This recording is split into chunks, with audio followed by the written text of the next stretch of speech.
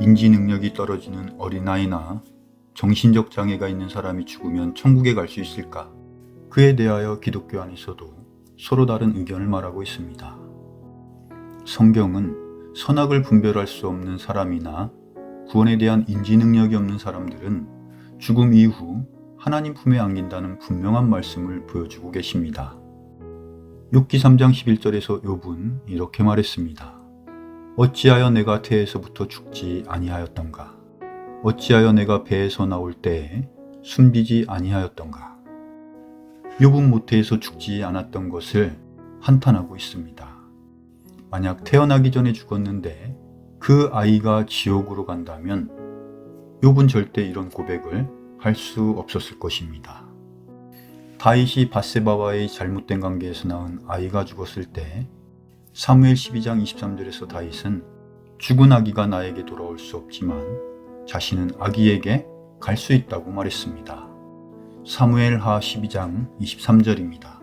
지금 그가 죽었으니 어찌하여 내가 금식하리요? 내가 그를 다시 돌아오게 할 수 있느냐? 나는 그에게로 가려니와 그는 내게로 돌아오지 아니하리라 하니라. 아기가 있는 곳은 지옥이 아니라 하나님의 품이라는 것을 알 수 있습니다. 다윗은 아기가 간 곳을 알고 있었으며 자신도 그곳에 갈 곳이라고 말합니다. 그곳은 하나님의 품입니다.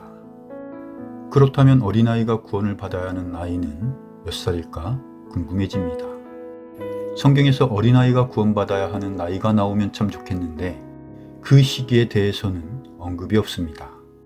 다만 말씀을 통해 예상해 볼 수는 있습니다. 분명한 것은 어린아이가 선악간의 분별을 하지 못하거나 죄를 알지 못한다면 구원을 받을 때가 되지 않았다는 것입니다. 이스라엘 민족이 광야 생활을 할 때 그들은 불순종으로 인하여 여호수아와 갈렙을 제외하고 그 누구도 가나안 땅을 볼 수 없었습니다. 하지만 선악을 모르던 어린아이들은 가나안 땅에 들어갈 수 있었습니다. 구약성경 신명기 1장 39절을 보면 그날에 선악을 알지 못하던 너희 자녀들은 거기에 들어가리니 라고 했습니다.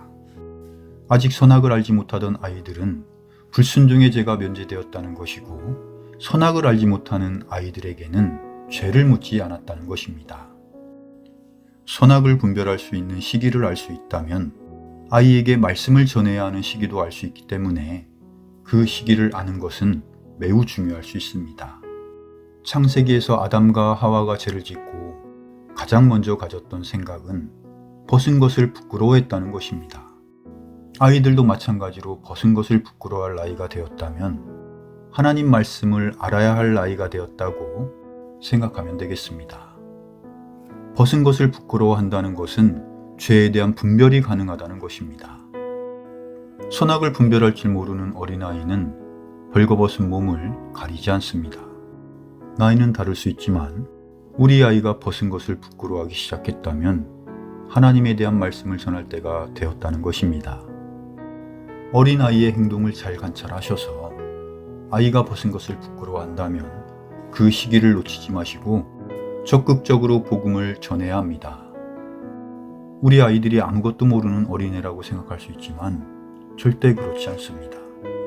누가복음 10장 21절을 보면 하나님께서 지혜롭고 분별 있는 자들에게는 숨기시고 아기들에게는 드러내셨다는 말씀이 있습니다.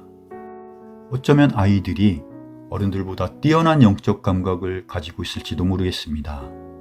설령 제 생각이 틀릴 수 있다 해도 아이가 벗은 것을 부끄러워할 때가 되었다면 그때를 말씀 전할 시기로 잡는 것이 우리 아이들에게는 가장 안전한 시기라고 생각을 합니다. 이상 마치겠습니다. 감사합니다.